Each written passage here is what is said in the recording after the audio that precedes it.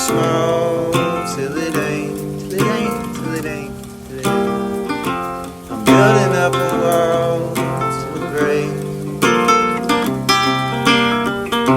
She hated when I call and it's late.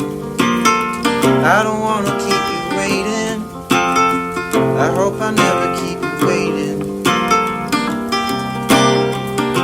She think I know it all, but I don't. Welcome to this week's episode of the Mixtape with Scott. I'm your host, Scott Cunningham, professor of economics here at Baylor University in Waco, Texas. Thanks for being here. For those who are new to the podcast, the Mixtape with Scott is about the personal stories of living economists. You might think of it as the micro part, real people, real lives.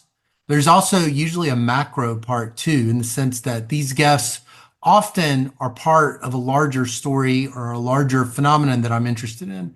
I'm interested a lot in how the personal biographical stories map onto those collective phenomena, those collective stories. That's why I've been so interested in interviewing people that I associate with the credibility revolution or Gary Becker's students. So I like to talk to enough people from a given world or tradition that together, just them being on the guest on the show and telling their stories, me without an agenda, just asking them to tell their stories, that maybe like another collective phenomenon, collective story could kind of emerge. And this is a new one. This week's guest is Professor Emeritus Amitava Krishna Dutt. A long time, I did not pronounce that correctly. A longtime scholar of economic growth, inequality, and development, and someone that many associate with what's called the heterodox tradition in economics. Dr. Dutt grew up in Calcutta. He studied at Presidency College at the University of Calcutta. Then he earned his PhD at MIT, finishing in 1983, working closely with Lance Taylor. He spent the majority of his career at Notre Dame, where he was part of the university's original economics department, a department that for decades had a very strong identity tied to heterodox economics. And around the mid 2000s, for those that don't know the story, that department was restructured by the university and then eventually dissolved and replaced with a different department that was then renamed the economics department. Dr. Dutt and several others were then relocated across the university or left. Dr. Dutt moved to the political science department, where he continued his career as professor of economics and political science. So in this conversation, we talk about his intellectual journey, his time at MIT, what he sort of learned, how it shaped him, how it kind of affected how he approached his research, the things that he does and the things that he doesn't do. We also talked about his Notre Dame years and what that was like being in the department when it went through such tumultuous change, and how he came to think and write the way he does. He was and is extremely thoughtful. You can tell he's a real gentleman scholar, very kind, generous with his time. And I think you'll enjoy listening to him and his story as much as I did. Thanks so much for tuning in, and I hope you like this. I hope, here, you can have whatever response you like, but here is the interview. Well, it's my pleasure to have on the show a guest. This is our first time to ever meet. I'm going to let my guest introduce himself. If you could tell us your full name, your title, and where you're currently based or affiliated with. Yeah, my name is Amitava Krishna Dutt. My title is Professor Emeritus of Economics and Politics. I used to teach at the University of Notre Dame, but I retired, about almost 2 years ago. So now I'm living in Vancouver, Washington, near Portland. Oh, is it cold there, right? No, it's probably warm. It's probably really nice right now. It's pretty good. Yeah. Where I used to be, that is South Bend, Notre Dame, was much colder generally, and a lot of snow. Whereas here it's it's not so bad at all. Oh, okay. Okay. Well, it's so nice to have you on the show. It's nice to meet. Before we get started, I like to start with an icebreaker.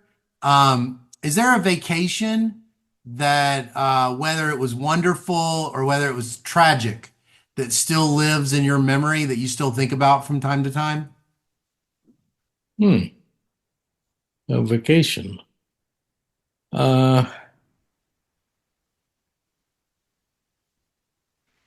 well, yeah, it was a nice vacation to be in Paris for about 3 months.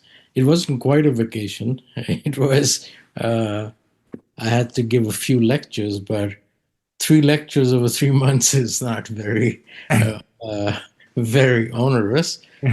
So it was very nice. My wife could accompany me for most of the time, and our dog. Um, and so, uh, yeah, we did a lot of traveling around Paris, including all kinds of historic cathedrals. And so, yeah, I remember that because it was more like living in a foreign place. 3 months is quite a long, long time. Yeah. When was that? That was, huh, I think 2015 or something like that. Oh, that sounds wonderful. Yeah. Well, where did you grow up? I grew up in Calcutta, now called Kolkata, in India. Yeah. That's where I was born, and I spent the first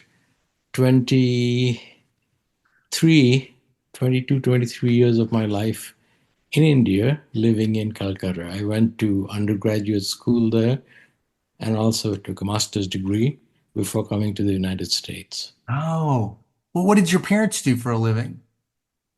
My mother is was a housewife.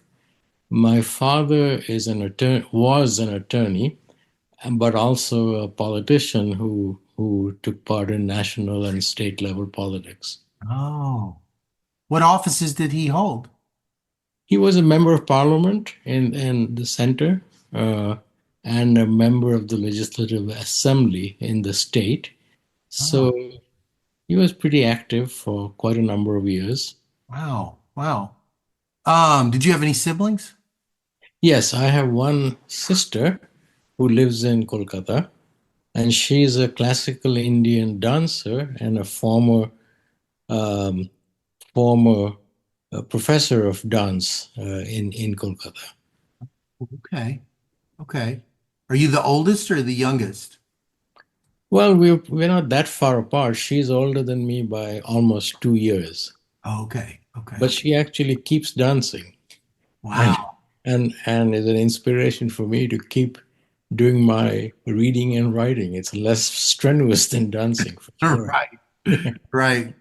Well, when you were little, what kind of games did you like to play? What was your favorite stuff to do? I like to play cricket. Not a game that's very familiar to most people in the United States, I believe, Yeah. but it has some distant relation with baseball. Yeah.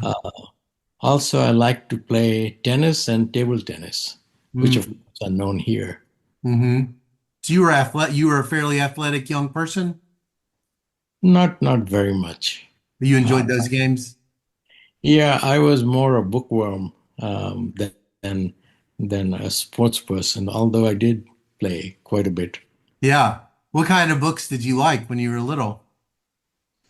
Oh, I liked mysteries in the Mhm. beginning, and then later on, European authors, some American authors, like, for example, um, Steinbeck was a favorite of mine when I was quite young, Mhm. in high school and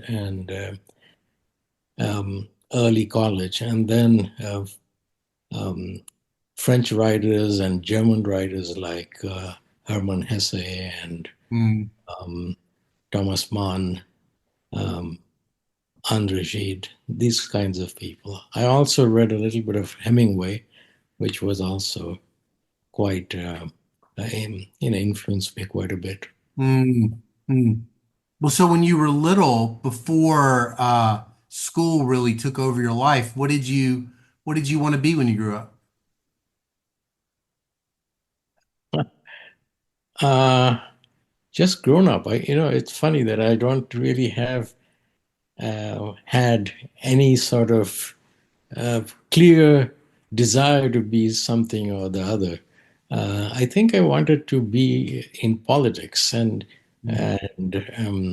that's probably because in my family that was quite a big thing. My grandfather also had been an MP, Mm. but very soon I realized that wasn't for me. Um, Mainly because I find it difficult to ask people for things such as votes. And so then I became, once I started studying, um, there was sciences or there were the humanities and arts.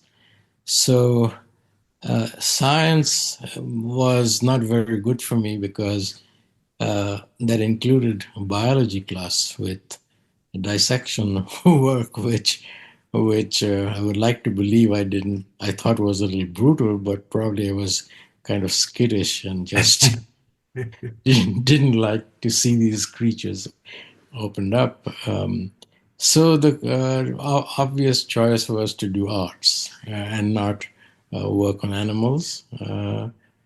And then when I went to college, that continued, and economics was the in thing to do among the arts, humanities, social sciences. So that's where I ended up. You graduate and you go to the University of Calcutta.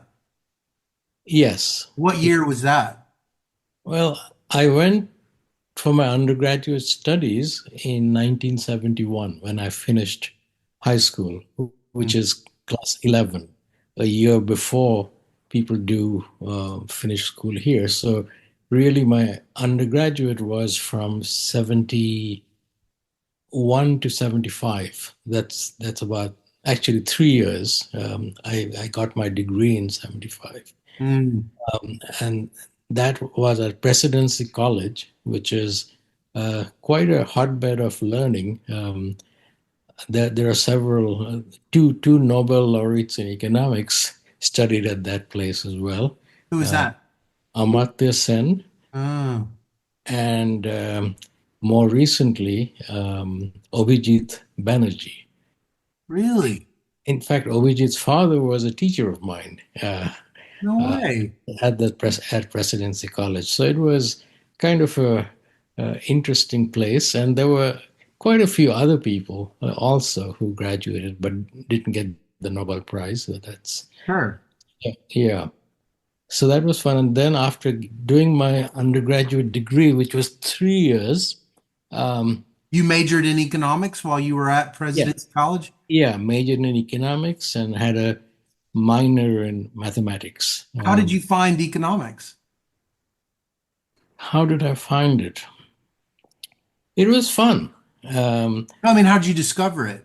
How did you find the class that you knew about it? It was something from high school that Well, you were familiar with? I don't think I can take much credit for it because, as I said, science was ruled out.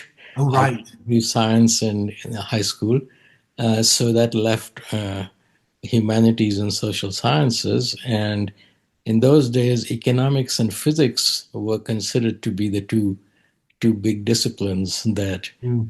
aspiring kids got into. So since physics was out because of the science thing, I veered towards the economics. The only, Aspiring students? What does that mean?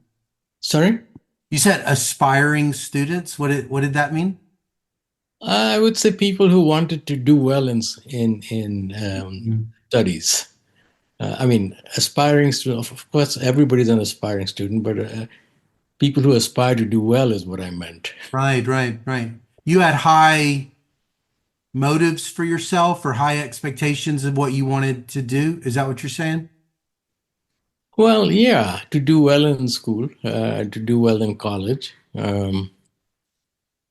So I studied hard and uh, liked the subject as well. Um, so it What did you like about it when you were young? those early days? What was it that what was it In that was interesting? economics, you mean? Yeah. Well, that it seemed very logical. That is, I like the idea of sort of systematically making assumptions Mm, and, and creating models and then finding some implications from that. It was almost like magic. So um, we also studied. There were two kinds of classes for my undergraduate economics. One was what I mentioned, my microeconomics and macroeconomics, which went along the lines that I mentioned, mhm, which everybody does: assumptions, models, conclusions, and then apply it to the real world with the hope of bettering the lot of humanity. mhm. That was a goal, of course. Right. How serious a goal it was is not very clear. I mean, everybody wants to do that. And then there were other courses, such as economic history Mm, and the classes on the Indian economy, which were not theoretical.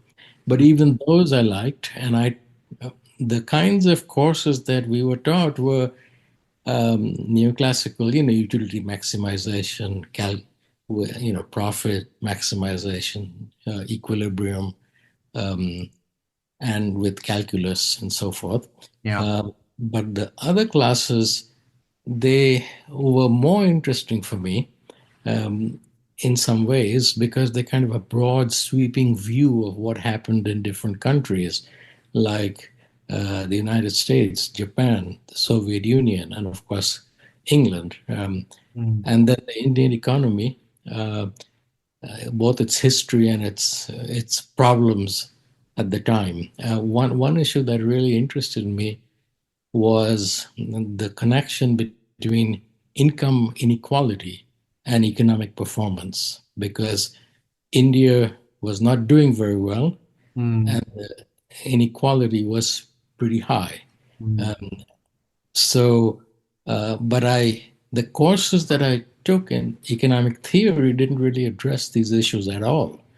So I wanted to combine those uh, later on in As life. a college student, these were thoughts you were having even in college? Yeah, we were taught about. Um, I mean, it's not very clear if I thought I would do it, Right. but I sure felt the need that how is it that we have these models of of efficiency and optimality and maybe market failures, but uh, we don't talk much about inequality of income at all. Only a little bit of fairness in welfare economics, which was taught to us at that time too. Mm, mm. So it's hard to from the current perspective to know exactly what was going on in my head in Yeah. those days. But I do remember that there were these two kinds of studies that we were doing. Mm, Uh, one more model based and one more sort of verbal, broad discussions of political economy as well, which mm. how politics in a country can affect its economy Right. Right. and vice versa. So these were all ideas that we were exposed to. Yeah. Later, when I studied in the master's degree, I had to do this because in the United States, people studied for 12 years in school and then 4 years as an undergraduate, whereas for us it was 11 plus 3. So Mm, I 2 years course in masters to be of comparable training to people who are applying here. So, and there again we studied economic history of economic thought and also further courses on the Indian economy, mm. and then of course standard micro macro econometrics and things of that sort. So this was mid 70s, late or sort of like That would be, 75? yeah, that would be from 75 to 77. Oh, okay. Were you thinking So you must have had it in your mind that you wanted to do a doctorate in order to even be thinking like that, right? Yeah, yeah.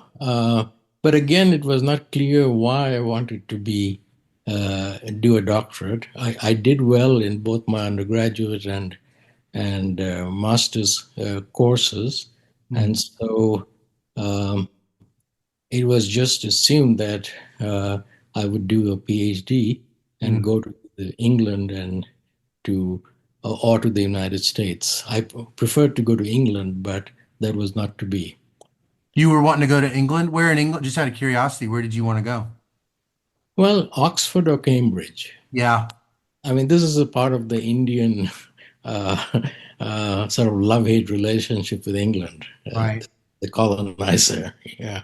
Yeah, I interviewed Dr. Dixit, and he made a comment about how so many dreamed of going to Cambridge for mathematics.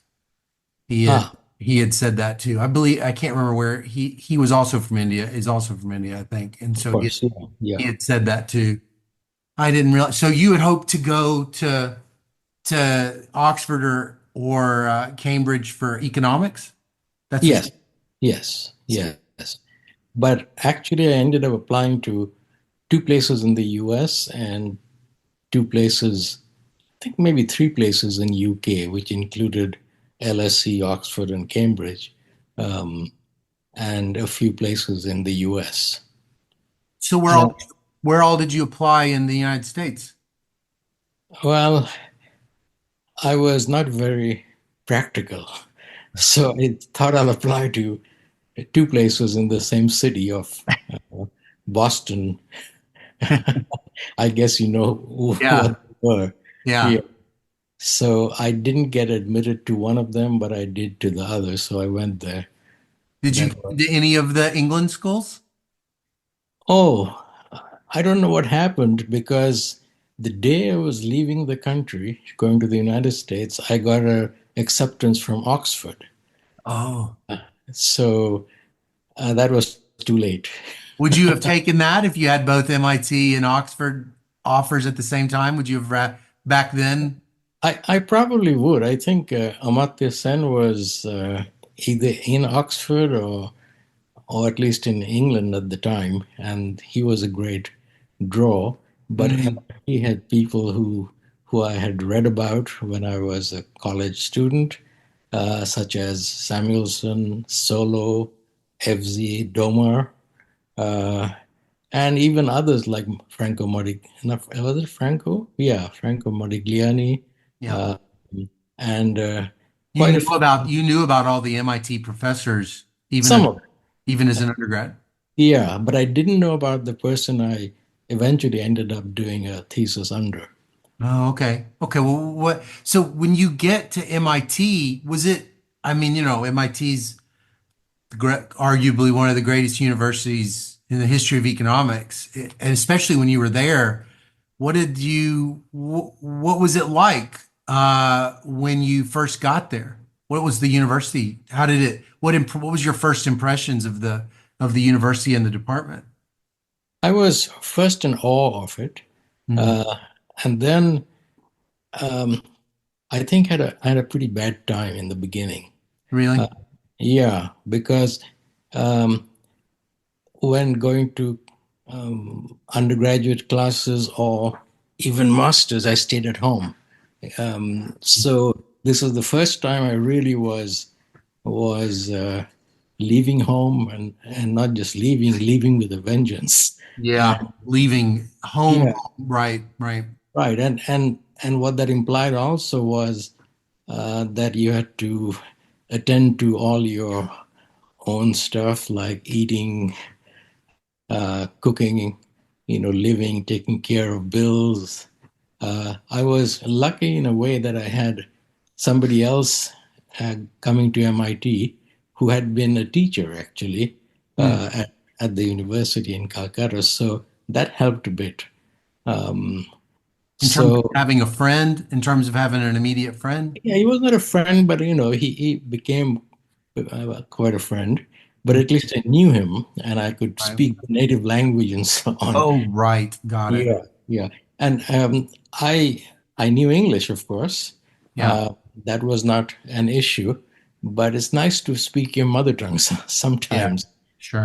And I think, academically speaking, it was also very hard for Mm, me because the style of study and teaching was very different. yeah, For instance, in India, we used to have to cover a topic and do some readings and understand everything in that, yeah, uh, and really kind of squeeze it till you get yeah. everything. Whereas in the classes that I took in at MIT, it was like reading 4 or 5 articles every day or more, Mm, and then I couldn't possibly spend so much time on each one. And this was for one course. So if you have right. 3 or 4 courses, then so I felt like I was sinking and I was not going to be able um, to do this stuff. Mm, mm, But so I dropped a course that made it a little more manageable. And then I realized by talking to other students that you didn't really need to know everything so well. Uh, just Oh, the so you were trying to master everything and it was just too much. It was just too much. Right, And right. so once I got the hang of that, I was able to do the stuff, and I did reasonably well in Mm. terms of coursework. Um, and then I Who do you remember? Who were your professors that first year for micro and macro and econometrics? Dornbush and Fisher for macro. Mm, Uh, Also, Solo taught a course yeah. on macro. Solo is the best teacher I've ever had in terms of lectures. He's just it's like goes from his brain to my brain kind of thing. Billy, what's he Yeah, like? What was he he like? he was just uh, like speaking um, like complete finished finished paper, Oh, and so methodical, mm, uh, and not make excessive claims about things. Very very modest and what should I say, understanding about of students. So if he didn't know something, which was rarely the case, he would freely say it. So he used to, in fact, I had a teacher who actually had been a student. In This was in India. He too took Solo's teaching method, which was to write down. We had blackboards then in India, yeah. uh, 1, 2, 3, 4, 5. Okay, and then that's the lecture, right? And there's 5 points, and then uh, 1A, 1B.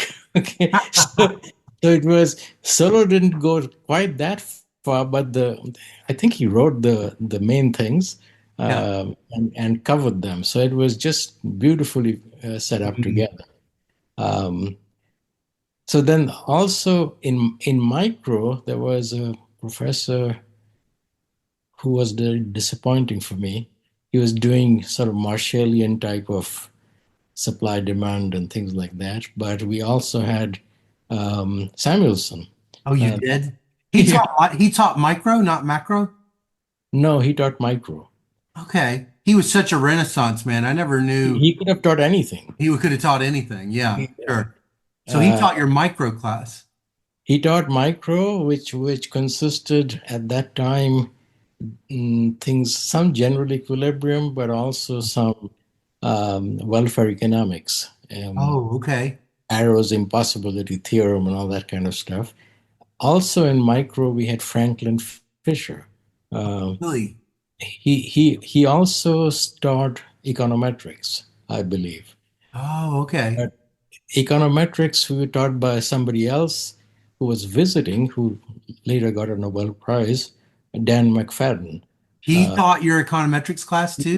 Yeah, I mean, yeah, I guess if you went to MIT, you about half of them win the Nobel Prize that you had back then, I'm sure. yeah, I yeah. mean, it just was there any one person in particular that you said Dr. Solo, but that you felt a real kindred spirit with those early years? Well, there were a few others. There was F.Z. Domar. I loved economic history, from my younger days. So, one of my fields was economic history, and Oh. that was taught by my classes were taught by Charles Kindleberger, um, who was sort of all over the place, but very, very knowledgeable. Mm, Uh, I mean, I've since learned to admire his work even more.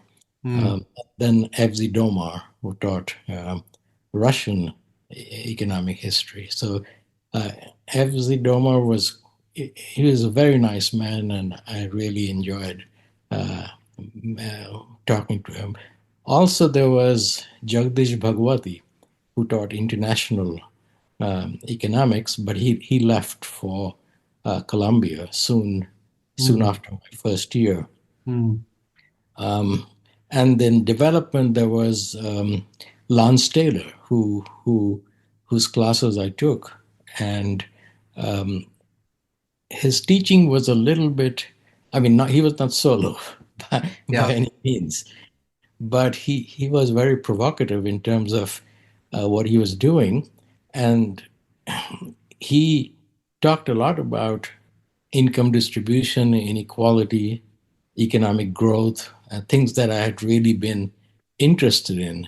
Mm, But most of the models that he covered, if they looked at inequality, that inequality was good for growth because rich people amass fortunes and then they save and invest from that. mm. Amass fortunes, of course, is saved already. Yeah. So they invest, and that leads to high economic growth, which was exactly opposite what I had been taught in India, which Really? which was that high inequality actually is bad for the economy.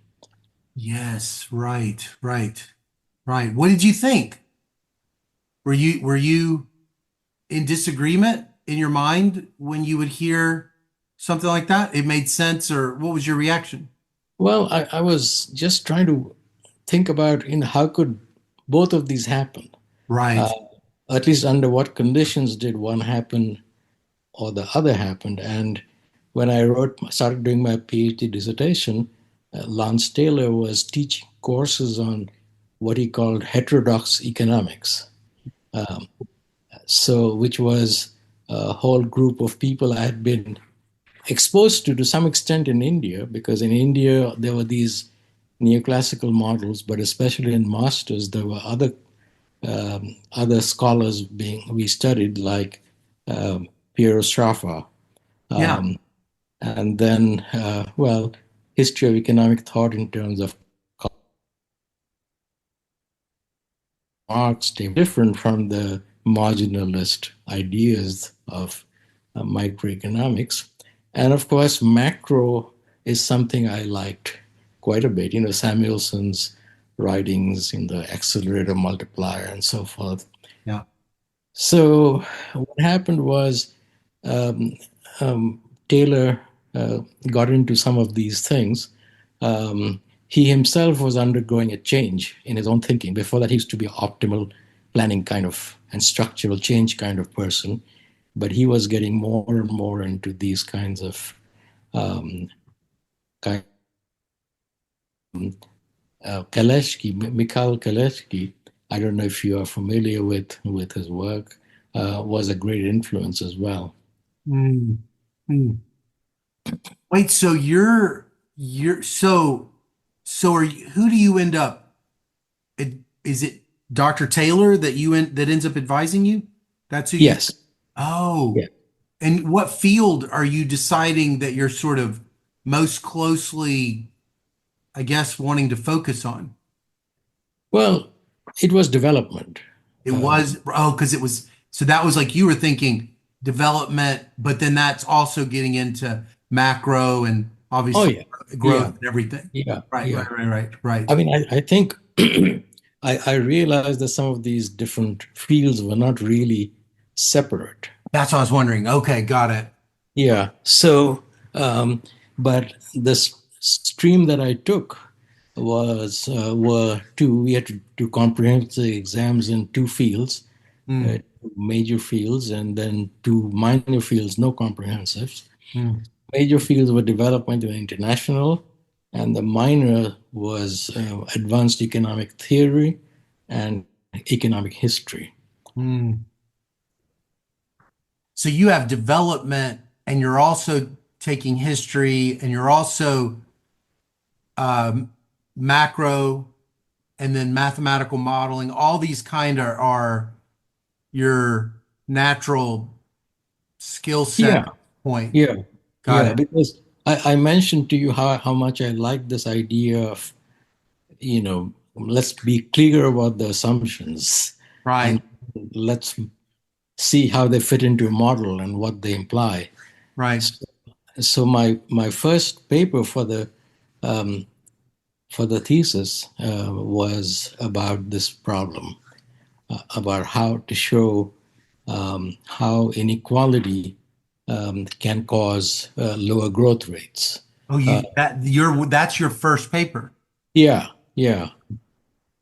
And the reason is I recognize then very simple, which is that investment depends largely on market prospects of the future. And if you have high inequality, then um, workers or poorer income groups don't have that much money to spend, and a larger fraction of income is saved. Yeah. Now, so this, through a Keynesian process, reduces output and profits, and this causes low growth. Mm, So once I thought of this, it became relatively easy to make a model to show how this could happen and to show how the opposite could also happen under certain circumstances. mm. Did you show that to Dr. Solo? Did Dr. Solo see that paper? No, he didn't. I was a little shy of going to people. Um, Now I think I should have shown it to him. Uh, Mm, but I showed it to my advisor, and I Dr. saw, Taylor.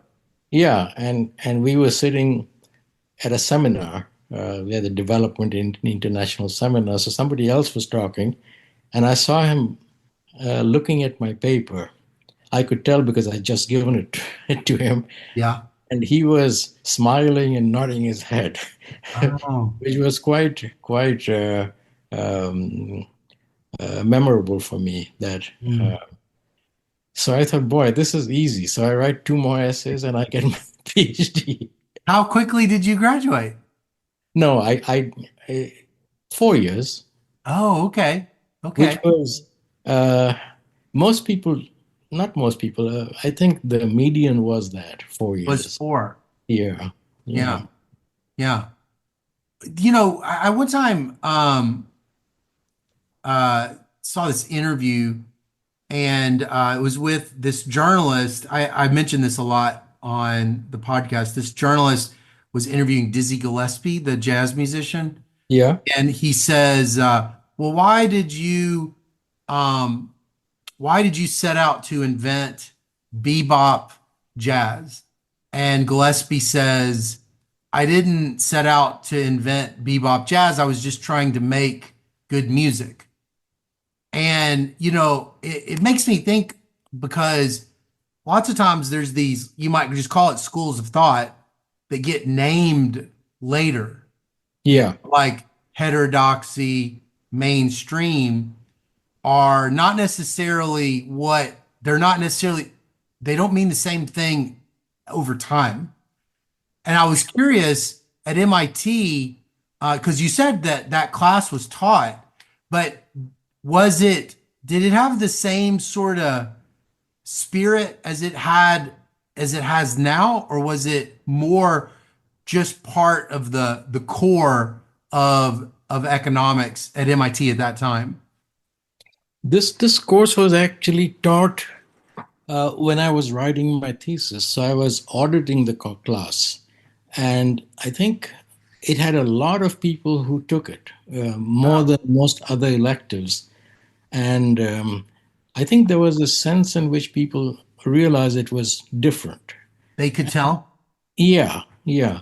And now, years later, I've figured out, I think, what we meant by a neoclassical or Mm, mainstream and what we mean by heterodox. Although there are many heterodox scholars who have different views sure. than I do. Yeah.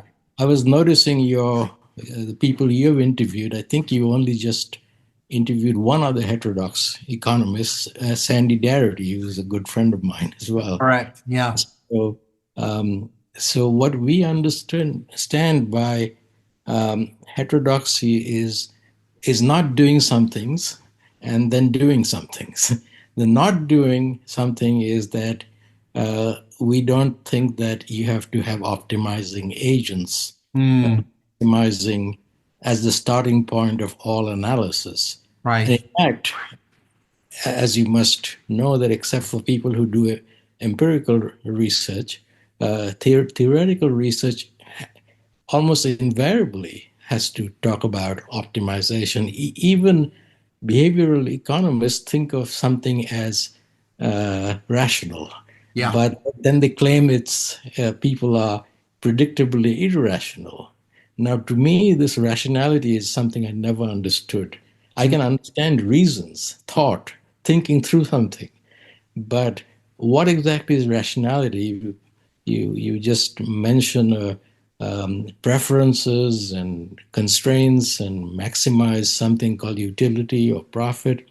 This seemed like a nice thing to do for some cases, but to insist as a law that unless you do this, you're not doing economics at all, mm, which is how I felt economics had become. So, mm, we were escaping from this what you might call a straitjacket. right. What you do then is not rely so much on individuals or their optimizing idea, but on the system as a whole, how the system fits together.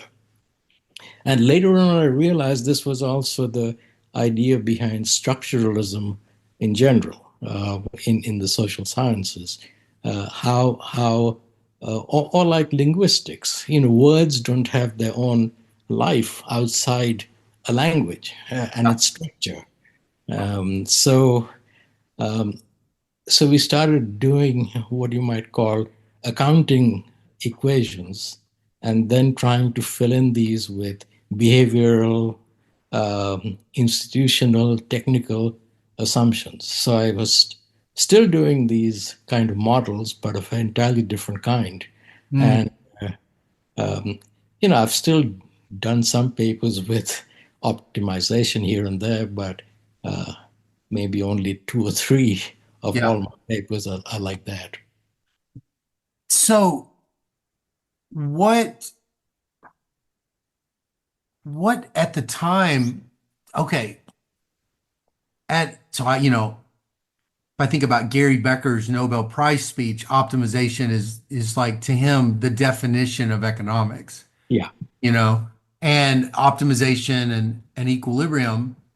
And so it's easy, being in 2025, given so many people like Becker and others have been so influential, it's easy to think that that is the only way to think of economics. Of course, if you take like history of economic thought, you can see that that isn't how it's historically been. But like when you were a student at MIT, was it as saliently different to not do that amongst your professors, or was it just kind of another heterodoxy was just another kind of approach amongst maybe a dozen that were sort of entertained?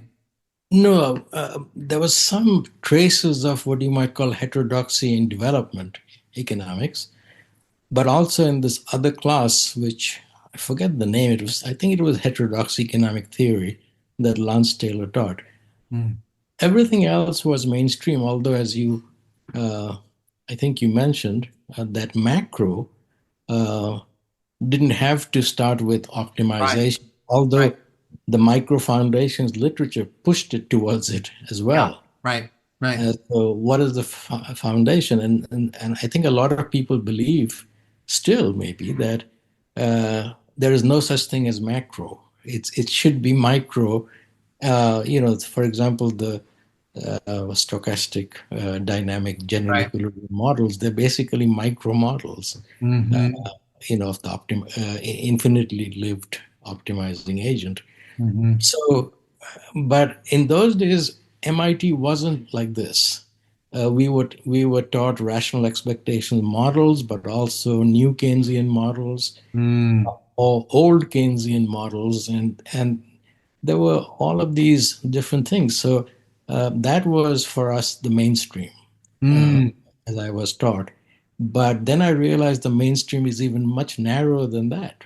I Mm. mean, because it was after I graduated then that basically the rational expectation revolution took off. Well, it was actually taking off, but it hadn't come full swing to MIT.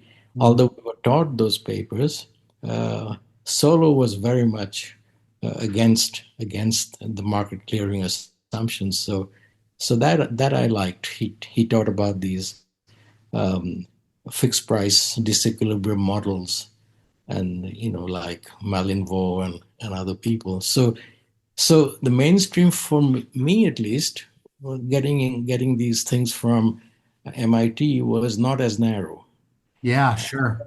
Yeah, but it was in retrospect not really heterodoxy either. Okay. Yeah. Did you have like an identity though? Maybe this is, I don't mean to put you into a box, but a lot of people, or maybe this isn't even true, but some people, you know, if they really specialize in an area and it's a particular thing, it can almost be like part of their identity, and so would you have said, this heterodoxy is at that time as a grad student would be like for instance, a labor economist. Oftentimes it seems like labor economists, it's a big part of their identity, just sort of because it comes with a bundle of a lot of things, just this natural affinity to the worker. It'll be labor supply, labor demand, et cetera. But did you sort of identify with a particular school of thought, or did you more just, I have these skills and I study the kinds of questions that I just find interesting that I want to study? I think it's more the second. Yeah. Okay. Yeah, because remember, Samuelson, I was a fan of, although his teaching was not Solo's kind of teaching. Yeah. But Samuelson did everything, right? Yeah. And he was not so hung up about optimization. I Right. mean, he could be, but his macro models were not like that. Solo was also quite broad. Yeah. So I think, yeah, you got it exactly right. These are the tools that I want to use. These are the concepts that I want to use. I should examine what the concepts mean Mm. and see if the tools are actually useful, Mm. then work out what happens. So even now, I don't think of myself as a development economist. Mm. In fact, if you think about economic problems, where are the real problems? They are in countries where people are poor and not doing well at all, whereas most people study problems of the U.S. Not only people in the U.S., but by demonstration effects, even in lower income countries, that's what they study. Yeah. So, um, so although I did development economics as a field, I was thinking of myself as a macroeconomist, as a economic historian, Right. all these kinds of things. Right. And Right. Right. I didn't know that much about schools. I was exposed to Marxian economics, both in Lance's course, but in my undergraduate days. in the history of thought. I I was quite impressed with Marx's writings, but also thought he was too dogmatic, and, Mm, and at least he has been interpreted as being dogmatic, and his followers are even more dogmatic. So yeah. I still really am inspired by Marx, but not by. I would not call myself a Marxist. The closest thing I would call myself now, it would be a structuralist, as I mentioned before, looking at the system as a whole and seeing how people fit into that system. Is a And structuralist a method though? Or is it more of a, because you could say if you're looking at it at the system and how people fit in, it might not then say, and yeah, right, this is how we're going to approach those problems. Are you, is it more the subject matter or that well, fits in? I think that I think you had it right when you said approach. I think is the word you used. Mhm. Uh, these different schools of thought can be thought of as providing different organizing principles. Yeah, Okay? Whereas, the neoclassical one would be optimization of individuals. But optimizing what? Okay. yeah, Uh, Optimizing what are the constraints like? Okay. yeah, What are the uh, what does the objective function look like? yeah. These are all so up for grabs, right? And Mhm. you can almost do anything using this. The same goes for the structuralism I have in mind, which which is a twofold, as in neoclassical economics. One is the approach. Start with the whole system, okay? Look at how it sort of fits in through accounting identities, let us say, like y is equal to c plus I plus g plus net exports, okay? Yeah, So we have these. Then we also have other things like wages plus profits equals, income, total income. yeah. So starting from these things, then one looks at how do these different things relate to each other, and finally go into what are people doing that results in these kinds of regularities. Now, again, there are many ways of uh, quote unquote closing these models. Mm, And, so I'm not sure there's one best way to do it now, although I keep track with uh, in addition to mainstream writing um, on post Keynesians. You might have been familiar with them, or you might recently have got into stratification issues yeah, following Sandy, for instance, or institutional economics, and of course, structuralist, where in the second sense, which actually looks at specific structural differences among different places and times and see how to model those, incorporate those structures into these accounting relations of the system. So in fact, I see nothing wrong with the neoclassical optimizing approach yeah. because it's really tautological, okay? Because it doesn't tell you what's being optimized, Right. and what the arguments are in the functions and so on. But once you get into specific things, then you get into actual models, and those can be problematic. Mm, mm. Because are people really also selfish and interested in their own consumption? Yeah, I mean, even behavioral economics tells us that's not the case. right, right, right. So you graduate, you graduate in 83, is that right? 80, Yeah, I actually finished in 82, but because of the deadlines and all that, my degree is from 83. 83. And Dr. Taylor was your main advisor. Yes. And those three, you said your first paper and those other two, that was like you were doing the three essay dissertation at that time, right? Yeah. I first tried to write a paper with fiscal policy in that month. And I showed it to Lance. He says, no, no, no. He brought a totally different paper. You know, Okay. these kinds of extensions and all that sound well and good, but you have to have a multifaceted uh, portfolio, let us say. Okay, Oh, not okay. not just take this one model and do all kinds of things. Right. So something else that interested me a lot was speculation in things like food. Mm. And there was a theoretical issue about should you look at flow equilibrium or stock equilibrium in different markets. Supply and demand, of course, is flow, but what happens when really the entire stock of available non-perishable goods, at least not perishable, but takes a long time to, grain can last for a long time. So I did a model of that, which was also an important issue for Indian economy. Mm. And finally, one on agricultural rent. Uh, Mm. so I did these two other papers, and that was it. Mm. Paul Krugman was also on my committee. Oh, Uh, really?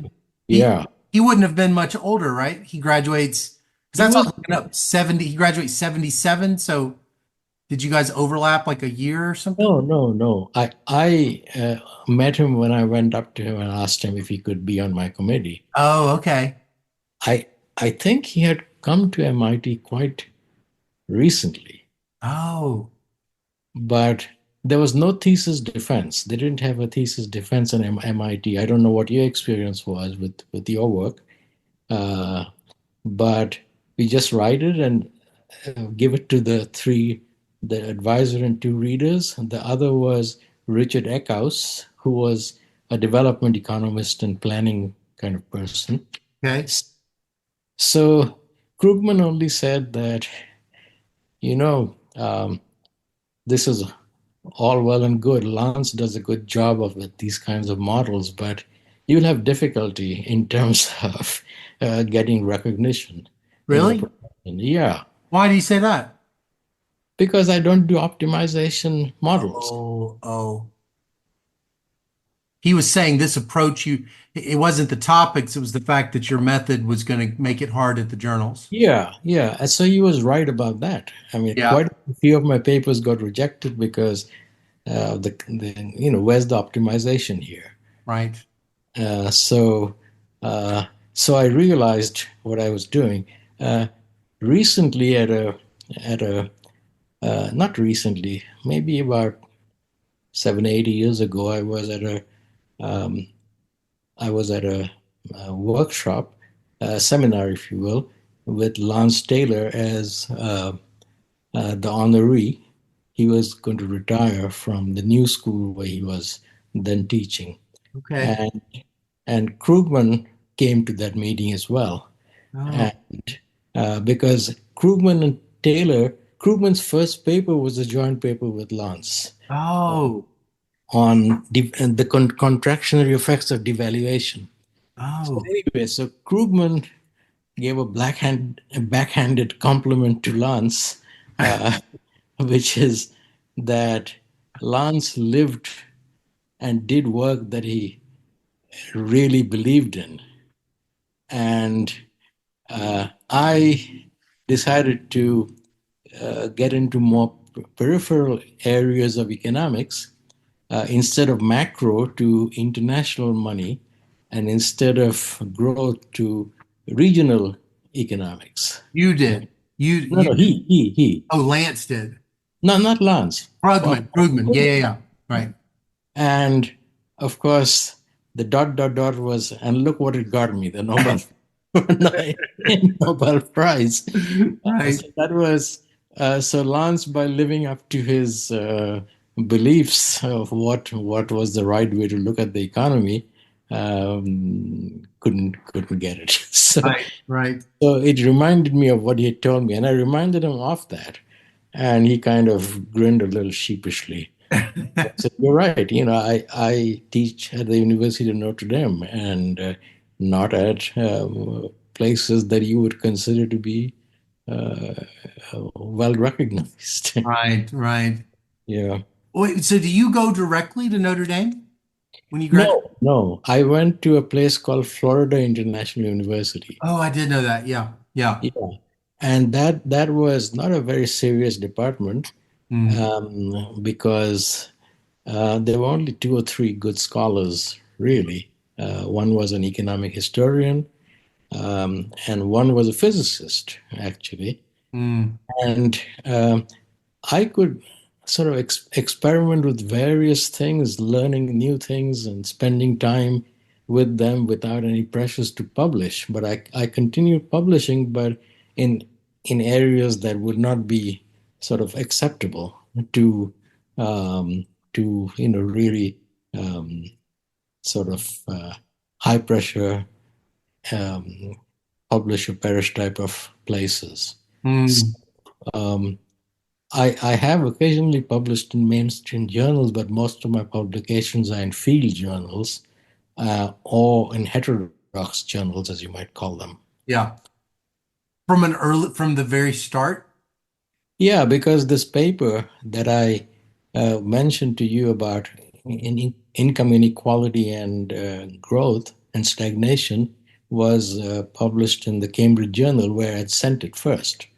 Uh, and then I sent the food speculation paper to Quarterly Journal of Economics, uh, and there were two reports, referee reports. One said this is pretty good, make this change, make that change, but the other one said this is a model from Cuckoo Cloud Land. It said Okay, that. it said, Oh my gosh. What did and you think when you read that? well, I was a little disappointed, and Sure. but um, I mean, it wasn't even a serious review. Yeah. Said nothing about the paper except that this kind of thing belongs to the Cambridge Journal of Economics and not Mm. other places. So since then, I've had quite a few rejections of not such uh, uh, such a blunt kind of thing, but um, several others. Well, we are not really interested in this or that idea.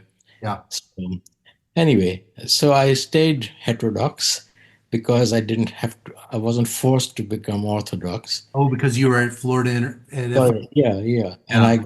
I got tenure and I was asked to go to Notre Dame because they wanted a heterodox scholar at that Was it a time. heterodox department? Yeah, yeah, Was was. at that time when they hired you. Right, right. And but I think you mentioned to me you know a bit about what happened at Notre Dame. They Yeah. so that was an episode that I prefer not to think much about. Yeah. And I moved to the political science department, For which some reason, I thought you had stayed in the economic when they did the re. no. Oh, They split the economics department into two parts. One part which broadly you could call neoclassical, yeah. the other part which was heterodox or people who are not publishing. and so and they basically said that heterodoxy was a problem, uh, which it I mean they had some validity, I suppose, because some people were heterodox but not very good at it, I Mm. think. But in any case, that was the problem that um, and then they closed down the heterodox part of the two departments. How And long we had you been there before the first signs of that this was going to happen? You'd been there a short period of time or a while? no, I went in '88. Oh, In 1990, they asked me to be acting chair of the department. And in 2 years, I became chair of the department for two terms, 6 years, 6 years. oh, So, till uh, 2000, what, sorry? till 2000, 2002. 99, I think, would be the, Okay. yeah, 99. And then the trouble started happening, I think, about 2005, 6, like that.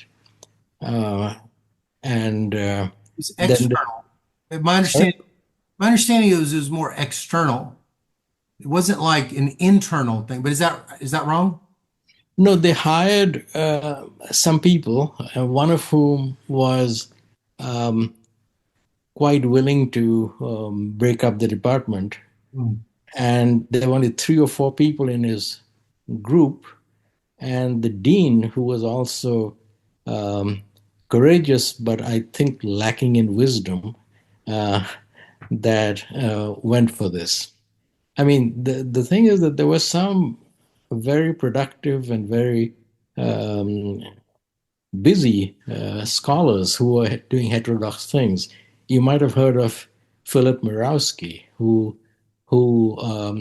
although he makes outlandish claims quite a lot of times, but he does very interesting things. And there were others like Jaime Ross, who passed away, and few others who were doing good things. So keep these people, okay, and then build more in the orthodox direction as well. People who are, I, I, I think there are quite a few open-minded orthodox people who don't insist that anything that doesn't look like me is bad. Okay, so um, so then they closed the departments, and we were asked to either be at large or join a department. I've done At some. large. What does at large mean? At large means you're not in any department, Oh, so you I've never deal heard of direct. that. Sorry. I've never heard of that. You're Well, tenured, you're tenured, but you have no tenure home. right, right. Oh, Uh, we were we wanted to protect our jobs because if they said, "Hey, if your department is closed for whatever reason, then you lose tenure." yeah. But we had all got a memorandum of understanding which said that if we have tenure in the College of Arts and Letters, so they couldn't get rid of anybody. Mm. So I interviewed with the political science department, went there, and there were some that were completely at large, others who joined institutes. The problem is, of course, dealing with the dean's offices really makes it a problem of what courses you will teach, how it fits into the curriculum, and so on. So, So this um, was a hard, I mean, I don't mean to be saying, if it's an understatement, I apologize, but because you said you don't like to think about it, but this was a really difficult experience that went on for a long time. yeah, yeah, because first they split up the department, then they said, well, you guys can't hire until we have a parity between the two. But of course, it was a necessary condition, not a sufficient condition for giving us lines. So eventually, people died. They left. They retired. So and soon after that, I was among the younger people in that department. So I had quite a few years left. So I felt good to go to political science, and I even taught graduate courses in political science without having a degree in political science. Yeah. And the reason for that is, as my colleagues told me, that economists can teach some of these courses, like international relations or international political economy. So I was teaching those kinds of things, Mm. and that exposed to me a lot of things outside economics, which were very interesting. Continuing with my heterodox ideas of so it was overall good. So I retired from political science, but my title was professor of economics and political science. Oh, oh. But what was losing your department like that? What did it feel like you lost something? Because you still had your heterodox community. So I don't know exactly what mentally and emotionally it felt like.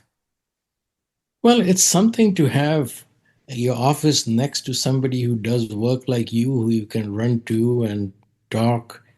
Um, if it's with a larger community, you send them an email, and maybe they will respond, in a week or so. But so um, I mentioned somebody called Jaime Ross, who's a Mexican economist, a development economist, who was like me, sort of open to orthodox things as well, but um, somewhat critical of it. So he and I, as long as he was there, it was fine. But then he went off to Mexico. Um, it was hard for him.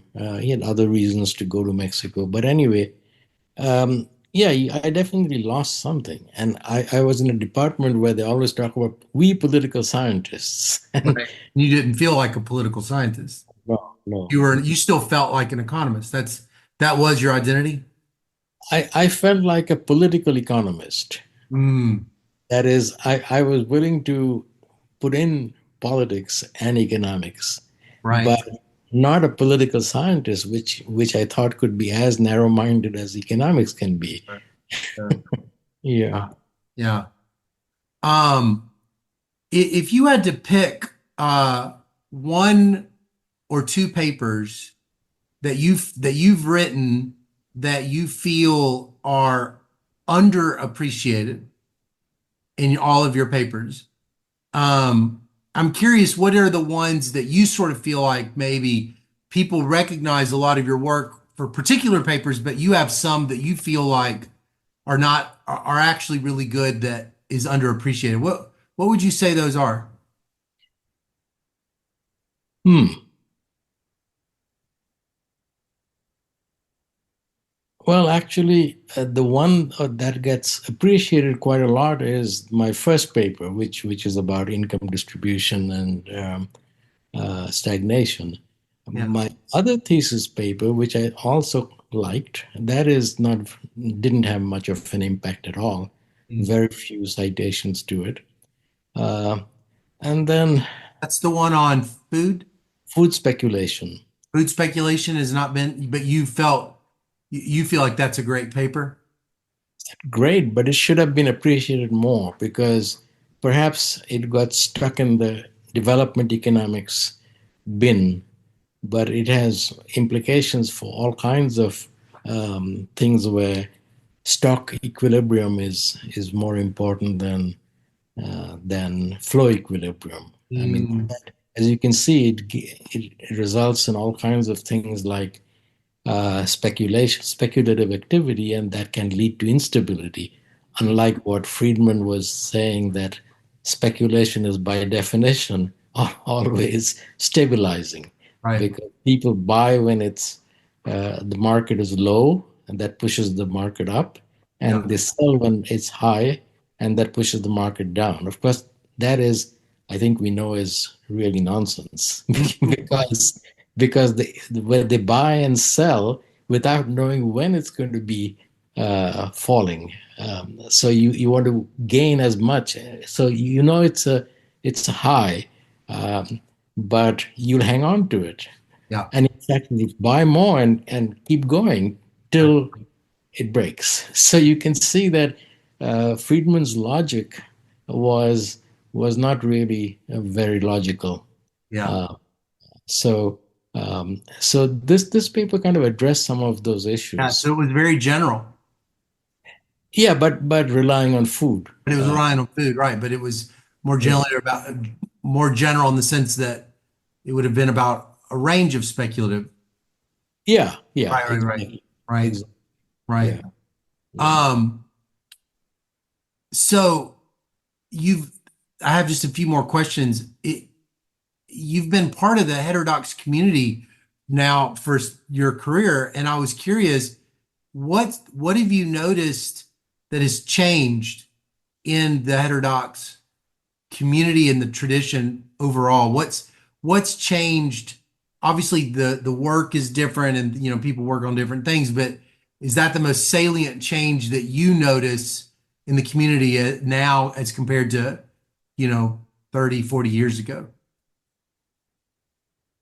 Um, I think one change is that uh, many of the heterodox scholars have become put themselves more in a ghetto where they start talking to people within the ghetto, not just heterodoxy, but within sections of heterodoxy, let's say post Keynesians.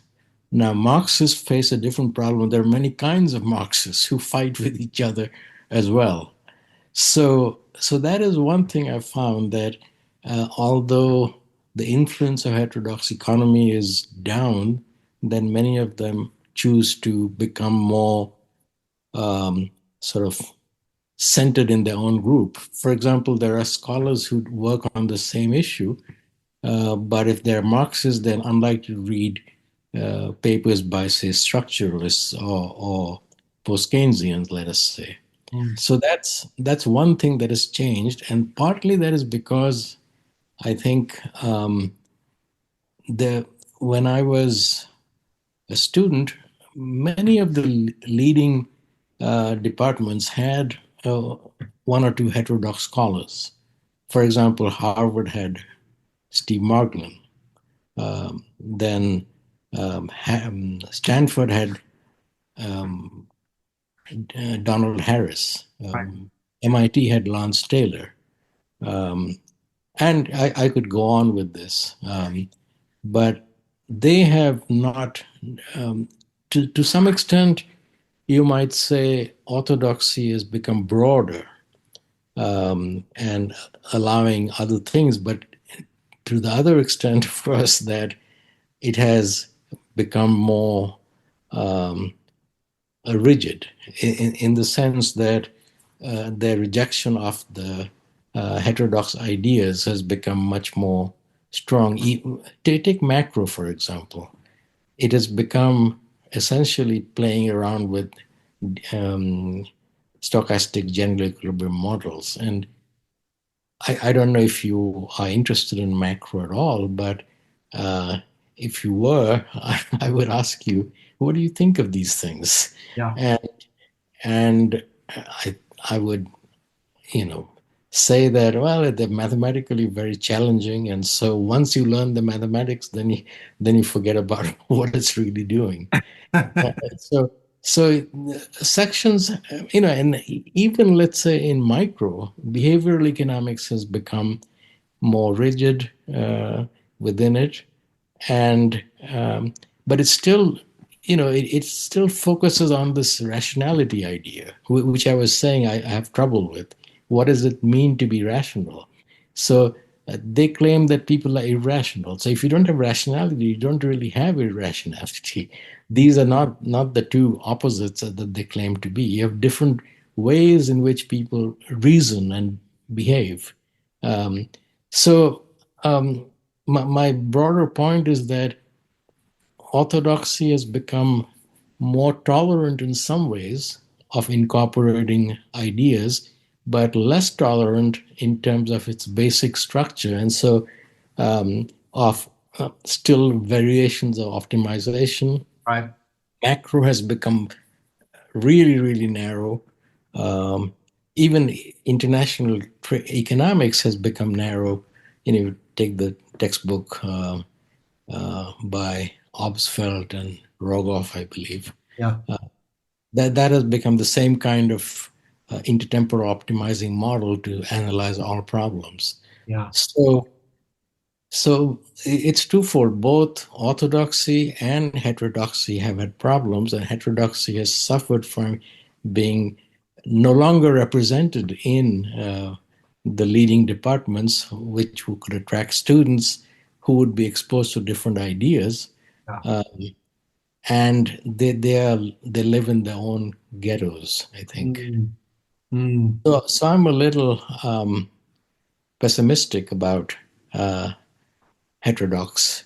You never lived in your own ghettos, but how did you avoid doing that? What were you doing in your career that you think, and also what were you doing differently in your career so that that didn't happen, and yet you were still a part of that larger community of heterodox scholars? And then out of curiosity, what happens if you are too too isolated within your own ghetto? What happens to your development as an economist, in your opinion? Those are two questions. But Could you please repeat yeah, the two? Yeah, what was it that you did that kept you from being trapped in a ghetto? yeah. Well, first of all, about not being trapped in a ghetto, I never wanted to get, should I say, um,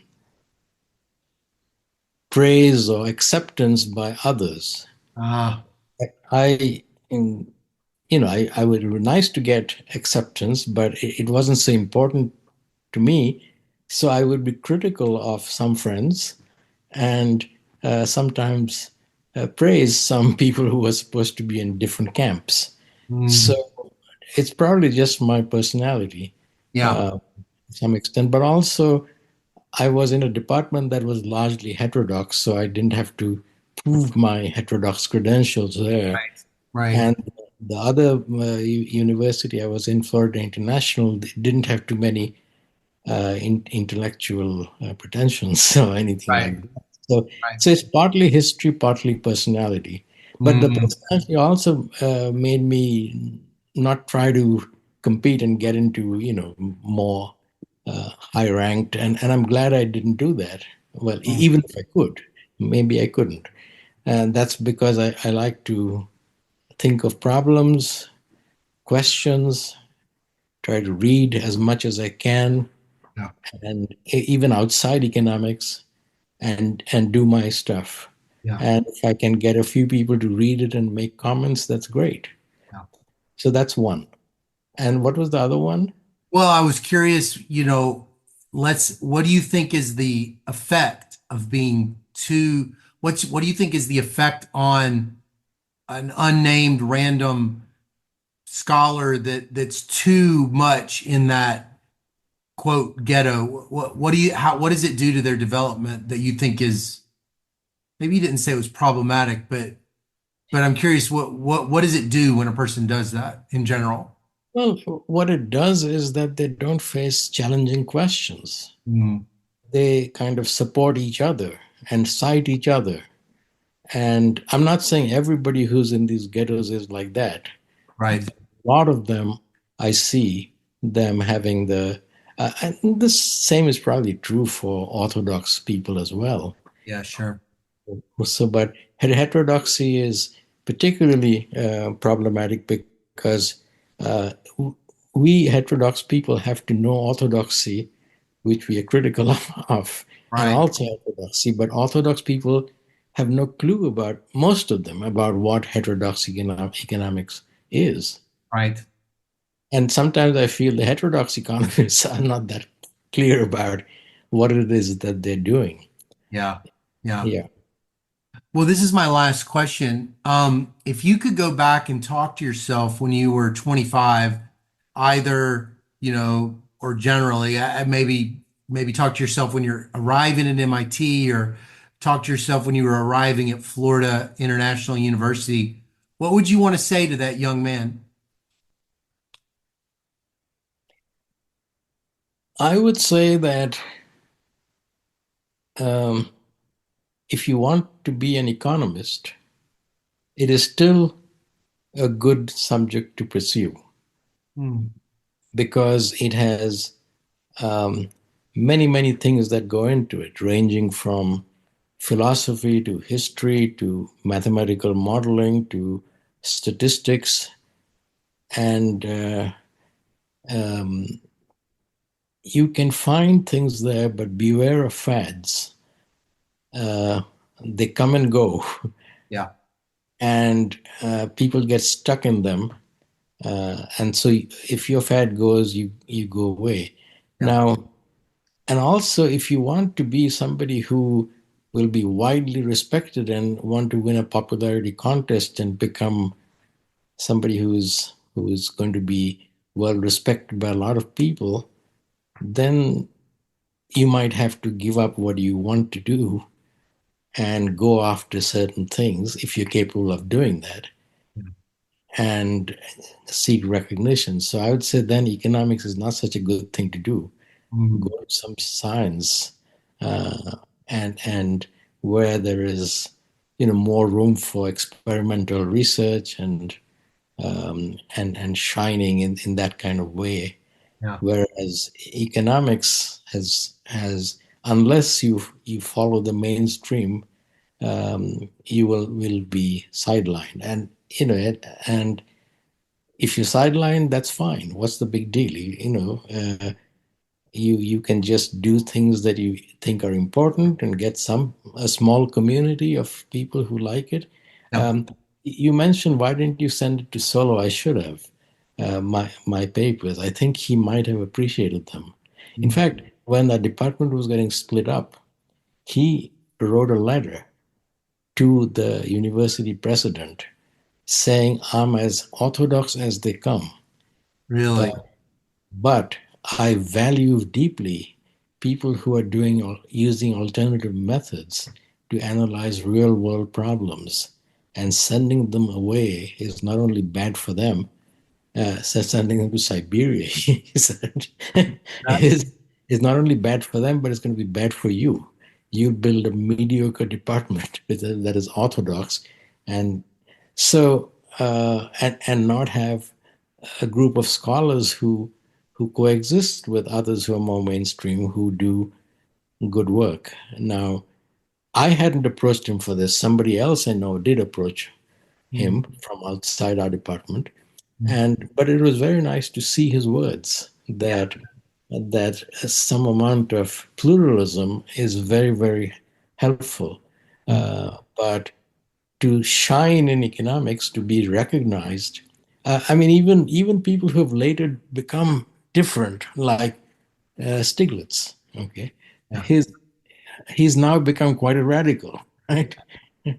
In terms of his thinking, but he is still very much the information theoretic modeler, which brought him fame and fortune, right? Sure. Yeah. So I'd say, think about what you want to do with your life, and be careful. Yeah. Yeah. Well, this has been really nice. I really appreciate you answering my email and letting me sort of eavesdrop on your life like this. Well, welcome, and thank you very much for having me. It's a pleasure talking to you. I wish we could have had a little more time to talk about what you do. Uh, I was looking at some of this. You work on causality and Yeah. I wrote a book on it and to sort of help uh help explain it to people that were maybe struggling with it.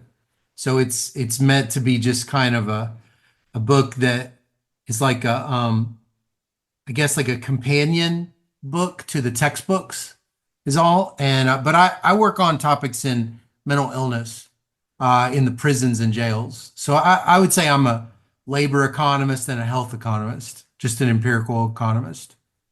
well, you work on themes that are very important, I believe. Yeah.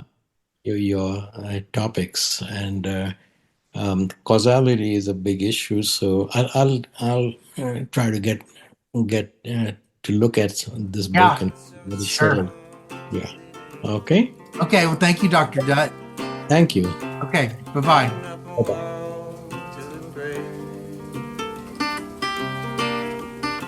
She hated when I called.